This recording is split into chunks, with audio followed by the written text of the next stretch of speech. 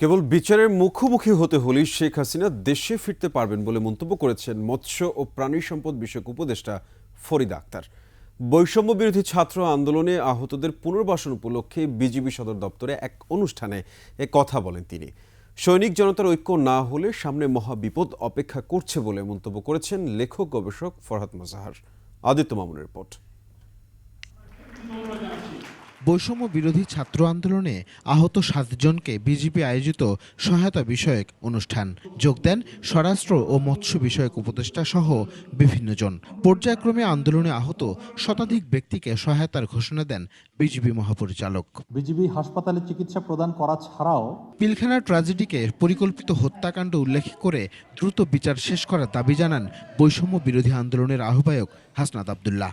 এতদিন পর্যন্ত যারা কারাগারে রয়েছে ট্রায়াল অ্যান্ড ইররের মধ্য দিয়ে যাচ্ছে, দ্রুততম সময়ের মধ্যে যেন এই বিচারটিকে নিষ্পত্তি করা হয়।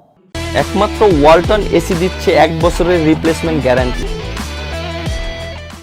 সাবেক সরকার সৈন্যদের জনতার বিপক্ষে ব্যবহার করেছিল বলে অভিযোগ করেন ফরহাদ মোজাহার। সৈনিকের মর্যাদা যে জাতি বুঝতে পারে না, কথায় কথায় সৈনিককে নিন্দা করে, এই জাতি কখনো বড় কিছু হতে পারবে না।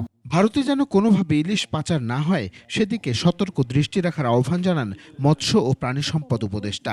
তিনি বলেন, একমাত্র বিচার ছাড়া শেখ হাসিনার দেশে ফেরার পথ নেই। আগে আদালতের কাঠগড়ায় দাঁড়াতে হবে এবং সেই ছাড়া হাসিনার বাংলাদেশে আর কোথাও জায়গা নেই। অনুষ্ঠানে কথা বলেন স্বরাষ্ট্র উপদেষ্টাও। সীমান্ত রক্ষায় বিজিবির ভূমিকার প্রশংসা করেন তিনি। বিডিআরের কাজ তো ইন্টারনালে শান্তি রক্ষা নয়, তাদের কাজ হলো বর্ডারে এখন যে আমাদের একটা ছোটোখাটো একটা উত্তেজনা বিরাজ করছে তা প্রতিহত করা। ভারতীয় ষড়যন্ত্র উস্কানিতে সবাইকে সতর্ক থাকার আহ্বান জানান বক্তারা। এটা যদি আমরা না করতে পারি। আদিত্য মামুন, 21 টেলিভিশন, ঢাকা।